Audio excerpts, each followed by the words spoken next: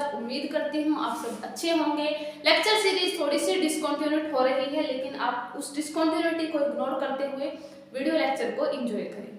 तो सबसे पहले हम देखते हैं कि हमारा सिंपल हार्मोनिक मोशन क्या होता है। प्रीवियस वीडियो लेक्चर में मैं ग्रेविटेशन और उससे रिलेटेड जितने भी हमारी इंपॉर्टेंट जो है प्रॉब्लम्स थी उनको मैं सोल्व करवा चुकी हूँ। ठीक है, तो अब हम शुरू करते हैं, that is simple harmonic motion. Simple harmonic motion defined as a motion in which restoring force is directly proportional to the displacement of body from its main position।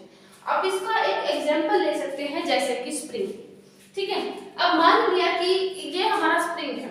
ठीक है, हम ऐसे मान लेते हैं हमारा स्प्रिंग है। जैसे ही हम स्प्रिंग को ऐसे खींचेंगे तो क्या होगा, ये जो रिस्टोरिंग फोर्स है ना, किसके डायरेक्टली प्रोपोर्शनल है, बॉडी कितनी डिस्प्लेस हुई है। ठीक है, यहाँ से उसकी मेन पोजीशन से बॉडी ने कितना डिस्प्लेस किया है। ठीक है, from its mean position direction of this restoring force is always towards the mean position। हमेशा क्या होगा, जैसे ही हम स्प्रिंग को ऐसे खींचेंगे वो रिस्टोरिंग फोर्स उस बॉडी को अपनी मेन पोजीशन की ओर ले जाना चाहेगा। इसका मतलब कि जो हमारे रिस्टोरिंग फोर्स की जो डायरेक्शन होगी वो हमेशा मेन पोजीशन की ओर होगी। इतना आपको क्लियर हुआ, क्योंकि वो स्प्रिंग एकदम से जब हम खींचते हैं तो एज इट इज नहीं रह जाता, वो पीछे की ओर जाता है। इसका मतलब रिस्टोरिंग फोर्स उसको अपनी बैक डायरेक्शन में यानी मेन डायरेक्शन में उसको ले जाना चाहेगा, मेन पोजीशन की तरफ। इतना आपको क्लियर हुआ।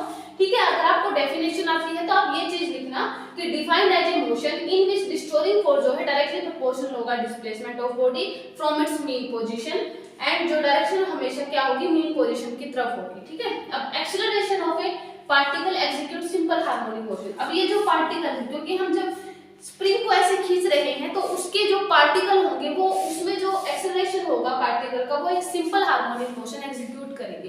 क्योंकि जैसे ही हम इस जो पार्टिकल जो हमारा स्प्रिंग होगा उसको हम जैसे ही खींचेंगे उसके जो पार्टिकल होंगे वो क्या करेंगे, उसका एक्सेलरेशन जो होगा एक एग्जीक्यूटिंग यानी इस तरीके से वो सिंपल हार्मोनिक मोशन एग्जीक्यूट करेंगे। ठीक है, तो AT हमारा जो होगा माइनस का ओमेगा स्क्वायर एक्स। ठीक है, ये हमारी होगी। ठीक है, डायरेक्शन होगी AT is equal to minus का ओमेगा स्क्वायर एक्स। अब ये यहाँ पे ये वाली चीज कंडीशन बहुत ही इंपॉर्टेंट है समझनी। मैं आपको जो यहाँ पे इस चीज का मतलब बताऊंगी एक्सेलरेशन का, और ये जो सारी है इसका मैं आपको मतलब बताऊंगी। यहाँ से ये बोल रहे हैं अगर x इज ए पॉजिटिव तो एक्सेलरेशन हमारा नेगेटिव होगा। देखो ये हमारी बॉडी थी, ये हमारा राइट हैंड है, ये हमारा लेफ्ट हैंड है। ठीक है, जैसे ही हम पोजीशन को अगर हम राइट साइड की तरफ जो हमारा जो बॉडी है, जैसे ही हम बॉडी को जो हमारा स्प्रिंग है उसको हम जैसे ही राइट साइड की ओर खींचेंगे तो क्या होगा, हमारी बॉडी के जो पार्टिकल है, जो स्प्रिंग के जो पार्टिकल है, वो हमारा जो एक्सेलरेशन होगा वो हमेशा नेगेटिव डायरेक्शन में जाएगा। आपको पता है बिल्कुल, क्योंकि रिस्टोरिंग फोर्स नेगेटिव डायरेक्शन में लगेगा, इस डायरेक्शन में।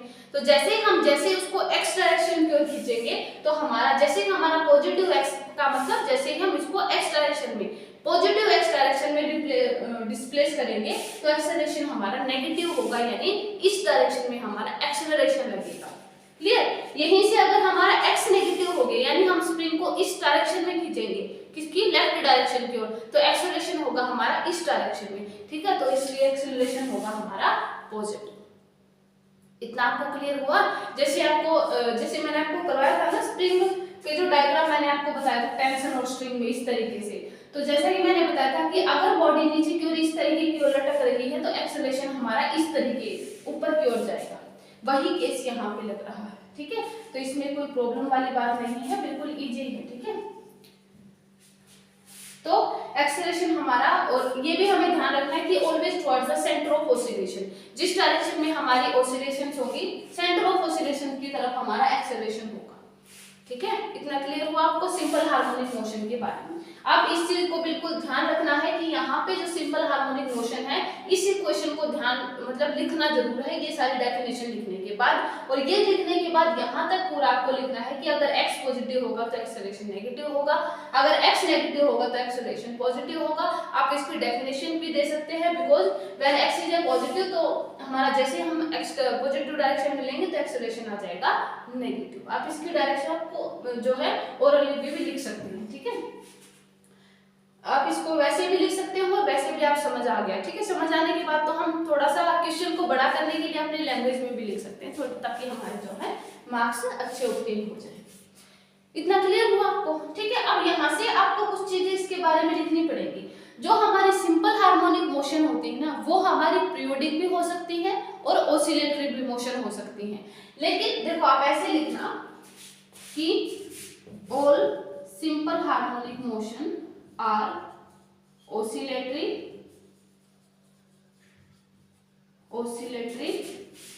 And periodic. All simple harmonic motion are oscillatory and periodic motions, ठीक है, ऐसे लिखना। but not oscillatory motion are simple harmonic motion, ऐसे लिखना। सारी की सारी सिंपल हार्मोनिक मोशन ऑसिलेटरी और पीरियोडिक मोशन हो सकती हैं, लेकिन पीरियोडिक जो ऑसिलेटरी मोशन है वो सारी की सारी सिंपल हार्मोनिक मोशन नहीं हो सकती, क्योंकि ऑसिलेटरी मोशन है जो है वो बहुत बार इस चीज को फॉलो नहीं कर पाती जो कि सिंपल हार्मोनिक मोशन की कंडीशन है। ठीक है, ये बहुत ही इंपॉर्टेंट कंडीशन है। अगर आपको ये डेफिनेशन ये भी याद होगा और डेफिनेशन थोड़ी बहुत भी रह गई तो आप इसको लिख करके भी अच्छे आपको इंप्रेशन ज्यादा अच्छा पड़ सकता है, क्योंकि बहुत ही इंपॉर्टेंट कंडीशन है। ठीक है, तो ऐसे लिखना। सारी की सारी सिंपल हार्मोनिक मोशन ऑसिलेटरी और पीरियोडिक मोशन होती है, बट सारी की सारी oscillatory motion simple harmonic motion नहीं हो सकती, because they are not follow these condition. ठीक है, इतना लिखना। ठीक है, अब हम बात करेंगे कि हमारे पास ऑसिलेटरी और पीरियोडिक मोशन होती है वो क्या होती है, और simple harmonic motion, periodic motion और जो ऑसिलेटरी मोशन है उनमें क्या डिफरेंस आता है। ठीक है, तो अब हम करते हैं इनमें जो है डिफरेंस जानना बहुत ही ज्यादा इंपॉर्टेंट है, क्योंकि जो कि हमारी पीरियोडिक मोशन है, ऑसिलेशन मोशन है, इनमें देखो सिंपल हार्मोनिक मोशन में डिफरेंस आपको पता लगेगा यहाँ से। सबसे पहले हमारे जो पीरियोडिक मोशन होती है वो आपको पीरियोडिक मोशन हमारी क्या होती है, motion repeats itself after equal interval of time, that is periodic motion. आप इसका एग्जांपल ले सकते हैं, जैसे कि हम रेगुलर हमारे घरों में यूज होती है जैसे वॉच। ठीक है, जो हमारी वॉच होती है, जो दीवार घड़ी होती है, वहां पे एक वो इक्वल इंटरवल ऑफ टाइम में अपने आप को रिपीट करती है, लेकिन वहां पे क्या कोई इक्विलिब्रियम पॉइंट होता है? नहीं होता। कि ऐसा तो नहीं है कि 12 बज गए उसका इक्विलिब्रियम पॉइंट है, उसके बाद वो आगे ही नहीं जाएगी। ना ही उसमें कोई रिस्टोरिंग फोर्स होता है कि रिस्टोरिंग फोर्स कि मान लिया 3 पे है, कोई रिस्टोरिंग फोर्स लग रहा है 6 पे लाने के लिए, ऐसा कुछ भी नहीं है। तो इक्वल इंटरवल ऑफ टाइम के बाद जो मोशन अपने आप को रिपीट करे, that is a periodic motion. Bouncing ball है हमारी जो दीवार घड़ी है, इसका एक बेस्ट एग्जांपल है। इतना क्लियर हुआ।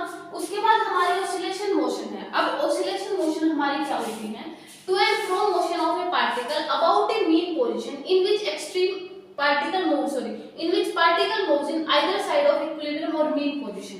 अब यहाँ पे कोई इक्विलिब्रियम पोजीशन नहीं था, लेकिन यहाँ पे हमारी मीन पोजीशन इक्विलिब्रियम पोजीशन है, यानी इसमें टू एंड फ्रो मोशन होता है, जो कि आपने देखा होगा जो हमारे पुराने टाइम में जो घड़ियां होती थी, ठीक है, वो हमारा इस तरीके का बीच में पेंडुलम होता था, वो ऐसे होता था उस घड़ी के। ठीक है, यानी टू एंड फ्रो मोशन करता था हमारा, ठीक है, पार्टिकल, और उसकी मेन पोजीशन हमारी ये थी। उस मेन पोजीशन पे टू एंड फ्रो मोशन में इस तरीके से वो घड़ी जो है टिक टिक टिक टिक करके चलती रहती थी। इसका एग्जाम्पल है बहुत ही इंपॉर्टेंट।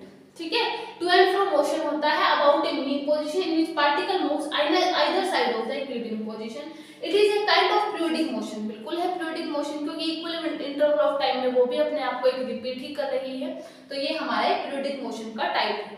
ठीक है, टू एक्सट्रीम पॉइंट, देखो मैंने बोला ना टू एक्सट्रीम पॉइंट, जैसे कि मान लीजिए ये था इस तरीके का, ये था, ये हमारे दो एक्सट्रीम पॉइंट हो गए, इनके बीच में वो क्या कर रहा है, अपने आप को जो है बाउंड करके अपने आप को ये अपने रिपीट कर रहा है। ठीक है, तो हमारा एक पीरियोडिक मोशन का टाइप है। उसके बाद ऑब्जेक्ट विल कीप वो सेम वही है, there will be restoring force, यहाँ पे एक रिस्टोरिंग फोर्स होगा towards the mean position, mean position की ओर हमारे पास एक रिस्टोरिंग फोर्स होगा, क्योंकि टू एंड फ्रो मोशन में हमारी बॉडी इस तरीके से जा रही है, तो उस मीन पोजीशन वो हमारा उन दो पॉइंटों पे जब हमारी इस तरीके से जा रही है, वो एक रिस्टोरिंग फोर्स का काम कर रहा है। ठीक है, इतना क्लियर हुआ। तो आप इन दोनों में डिफरेंस अगर आपको पूछा जाए तो आप इस तरीके से करेंगे, यहाँ पे कोई रिस्टोरिंग फोर्स नहीं होता, कोई इक्विलिब्रियम पॉइंट नहीं होता, यहाँ पे दोनों चीज आती है। यहाँ पे हमारी इक्वल इंटरवल ऑफ टाइम में बॉडी अपने आप को जो है जो है मोशन करवाती है, और यहाँ पे टू एंड फ्रो मोशन होता है मीन पोजीशन में। इसका एक एग्जांपल है, जैसे कि वो पेंडुलम इस तरीके का आता है, और इसमें हमारी दीवार घड़ी इस एग्जांपल आप ले सकते हैं। इतना क्लियर हुआ। ठीक है, ये हमारे थे डिफरेंस इनमें जो है पीरियोडिक मोशन और ऑसिलेशन मोशन में। अब जो सिंपल हार्मोनिक मोशन है, क्योंकि हमने हमारा टॉपिक ही सिंपल हार्मोनिक मोशन है, तो हम बात उसी पे करेंगे, ठीक है। तो यहाँ तक आपको लिख लेना, आप यहाँ तक लिख लेना। अब मैं आपको करवाती हूँ सिंपल हार्मोनिक मोशन के बारे में थोड़े कुछ और इम्पोर्टेंट पॉइंट्स। ये हमारे जो है सिंपल हार्मोनिक मोशन के बारे में कुछ और इम्पोर्टेंट पॉइंट्स हैं, ठीक है। It is a special case of oscillation along a straight line between two extreme point। ये हमारे जो है oscillations की, जैसा कि मैंने आपको बताया था, oscillation हमारी क्या होती है, टू एंड फ्रो मोशन होते हैं बिटवीन टू एक्सट्रीम पॉइंट। तो उसी तरीके से ये हमारा एक स्पेशल केस है oscillation का बिटवीन टू एक्सट्रीम पॉइंट के बीच में। इसका मैं आपको एग्जांपल बताऊंगी। The path of the object needs to be straight line। यहाँ पे जो ऑब्जेक्ट जो होगी, जो पाथ ऑफ द ऑब्जेक्ट जो होगा, ऑब्जेक्ट का जो पाथ होगा needs to be straight line, वो हमारा क्या होगा, एक स्ट्रेट लाइन में होगा, ठीक है। Mean position in simple harmonic motion एक स्टेबल इक्विलिब्रियम में, जैसा कि मैंने आपको बताया था स्टेबल इक्विलिब्रियम पे हमारी जो मीन पोजीशन होती है, ठीक है। टाइप्स हो गए। अब देखो यहाँ से आपको पता चलेगा कि इन चीजों का यहाँ से रिलेशन है, इसलिए मैंने आपको सिंपल आपको पढ़ के बता दिया, ठीक है। अब ये जो types of simple harmonic motion है, जैसे कि लीनियर सिंपल हार्मोनिक मोशन, जब पार्टिकल जो है मूव्स करते हैं to and from about a fixed point along with a straight line, जैसे कि स्प्रिंग मास सिस्टम। जो ये हमारा लीनियर सिंपल हार्मोनिक मोशन है, जैसा कि मैंने आपको बताया, जब मैंने सिंपल हार्मोनिक मोशन की डेफिनेशन बताई थी, इस तरीके से हमने यहाँ पे कोई मास लटका रखा है, वहां पे जो पार्टिकल के बीच में जो सिंपल हार्मोनिक मोशन हो रही है, वो यहाँ पे पार्टिकल जो है to and fro about a fixed point, उस फिक्स्ड पॉइंट के अबाउट टू एंड फ्रो डायरेक्शन में मोशन करेंगे along with a straight line. बिल्कुल स्ट्रेट लाइन है ऐसा तो है नहीं, अब हमने ऐसे लटका रखा है स्प्रिंग को, तो हमारे जो है पार्टिकल वो हमारी वाई डायरेक्शन में जाएंगे, जेड डायरेक्शन में जाएंगे, तो वो हमारी एक स्ट्रेट लाइन में हमारी इस तरीके से क्या करेंगे, मूव करेंगे टू एंड फ्रो मोशन, ठीक है। और अगर कंडीशन आपसे पूछी जाएगी, देखो यहीं से रिलेटेड है ये सारी चीजें, ठीक है। तो पाथ हमारी क्या होनी चाहिए, needs to be straight line, बिल्कुल स्ट्रेट लाइन होगी, क्योंकि स्प्रिंग मास सिस्टम का इसका एक एग्जांपल है, तो बिल्कुल स्ट्रेट होगी यहाँ से, और हमारी ये चीज यहाँ से रिलेटेड है। उसके बाद कंडीशन जो होगी सिंपल हार्मोनिक मोशन की, जो रिस्टोरिंग फोर्स होगा, वो acceleration acting on particle should always be proportional to displacement of a particle, जो कि मैंने आपको बताया, directed towards the equilibrium position, यानी F is equal to minus of x होगा। इतना मैंने आपको बता दिया था, माइनस का kx आपको बता दिया था, माइनस का ओमेगा स्क्वायर x, वो हमारी सिंपल हार्मोनिक मोशन की बहुत ही इंपॉर्टेंट, ज्यादा मतलब इंपॉर्टेंट जो है कंडीशन थी, ठीक है। तो हमारा जो रिस्टोरिंग फोर्स होगा पार्टिकल का ऑलवेज जो है प्रोपोर्शनल होना चाहिए डिस्प्लेसमेंट के, डायरेक्टेड हमारे इक्विलिब्रियम पोजीशन की डायरेक्शन में होना चाहिए। F is equal to minus x, या फिर acceleration is equal to minus का x। इतना क्लियर हुआ। ये हमारी टाइप्स में सबसे पहले लीनियर सिंपल हार्मोनिक मोशन थी। Types of simple harmonic motion में लीनियर सिंपल हार्मोनिक मोशन में ये सारी, सिंपल हार्मोनिक मोशन में जो लीनियर सिंपल हार्मोनिक मोशन थी उसकी ये कंडीशन थी, F is equal to minus का x। अब ऐसा बिल्कुल मत समझना ये सेम है, वो हमारी सिंपल हार्मोनिक मोशन की डेफिनेशन में मैंने आपको बताया था कि F is equal to minus का ओमेगा स्क्वायर x आ रहा था, sorry acceleration is equal to minus का ओमेगा स्क्वायर x आ रहा था, लेकिन यहाँ पे लीनियर सिंपल हार्मोनिक मोशन की कंडीशन है ये F is equal to minus का x। ये हमारे types of simple harmonic motion का पहला टाइप है। उसके बाद हमारा जो सेकंड टाइप होगा वो हमारा एंगुलर सिंपल हार्मोनिक मोशन होगा, उसके भी कुछ कंडीशन होगी, ठीक है। तो अब हम करते हैं हमारा टाइप सेकंड, ये हमारा है type 2, that is angular simple harmonic motion. पहला हमारा लीनियर जो है सिंपल हार्मोनिक मोशन था, सेकंड हमारा एंगुलर है। When the system oscillate angular along with respect to a axis, fixed axis, then its motion is called angular simple harmonic motion। यानी इसमें क्या है कि जो oscillations होगी angular along with respect to a fixed axis, यानी इस तरीके से, ठीक है, इस तरीके से इसके fixed axis के about जब angular जो होगी हमारी, उस केस में हमारे पास ये क्या होगा, एंगुलर सिंपल हार्मोनिक मोशन, ठीक है। और इसकी कंडीशन क्या होगी, कंडीशन होगी अगर रिस्टोरिंग टॉर्क है, यानी हमारा एंगुलर एक्सेलरेशन, ठीक है, अगर वो acting on the particle should always be क्या होना चाहिए, proportional to the angular displacement, यानी जो हमारा रिस्टोरिंग टॉर्क है वो acting on a particle should always be proportional होना चाहिए किसके, दैट इज एंगुलर डिस्प्लेसमेंट के।